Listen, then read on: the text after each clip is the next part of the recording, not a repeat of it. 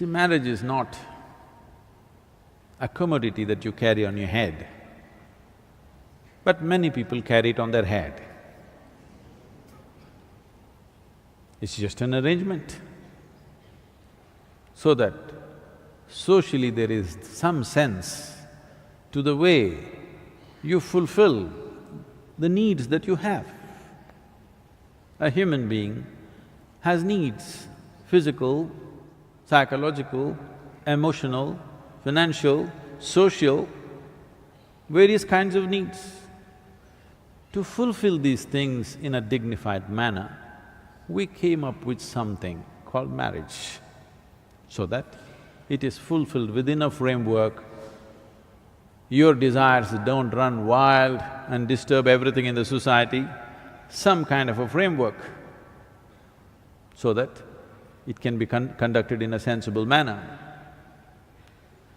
Now you have raised this to heaven because somebody told you marriages are made in heaven. Only the unmarried ones think so.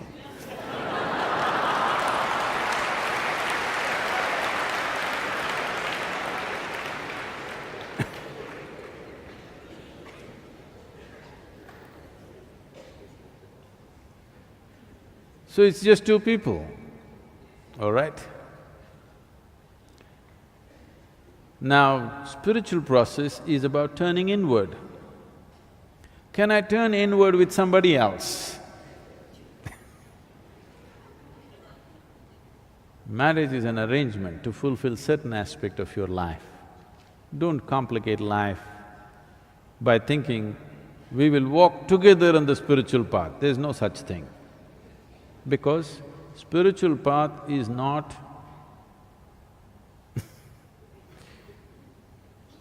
not the path that you take into the Velangiri mountains, that you want to walk together. Even if you go to Velangiri mountains, please don't walk hand in hand. It's a narrow pathway and it's not an appropriate way to walk in the forest. You can walk in the park hand in hand. You can go shopping hand in hand. You can sit in a cinema hand in hand. You can't turn inward hand in hand.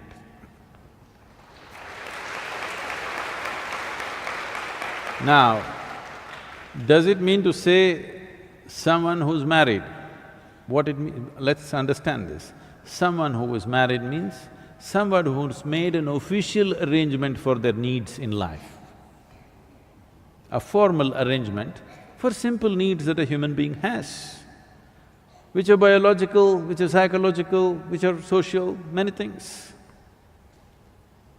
So these arrangements that you have made, conduct these arrangements gracefully, so there will be time and space for you to turn around.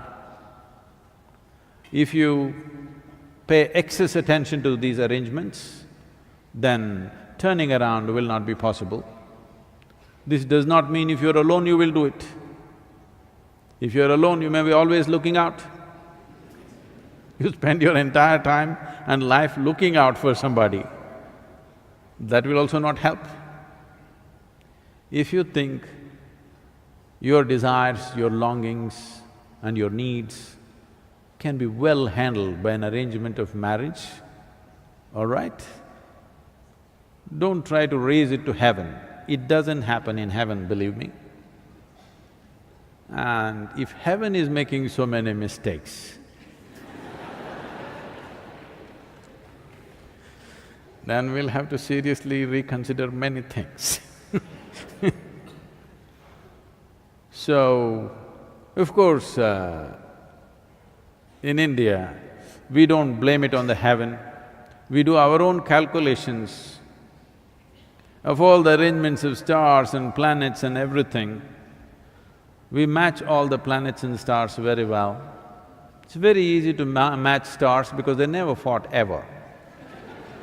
But to match these two people, that nobody has managed except those two people if they are sensible. If they're sensible, they can manage it. Nobody else can match these two people.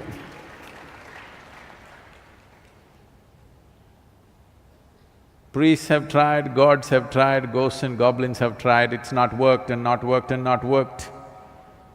Two sensible people, they can manage. If both of them understand the limitations of the arrangement and the possibilities of the arrangement, they can conduct it sensibly. If you try to raise it to heaven, you will see it will for sure crash. So your marriage has nothing to do with your spiritual process, because your spiritual process is an inward journey.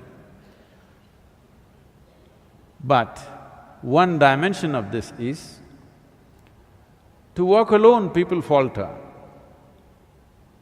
Actually, this question was asked to Gautama, the Buddha. Is it better to walk alone or in company? Gautama looked and said, it's better to walk alone than to walk with a fool.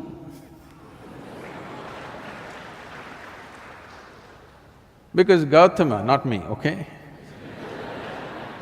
Gautama believes only a fool will marry you. It's him, not me, okay?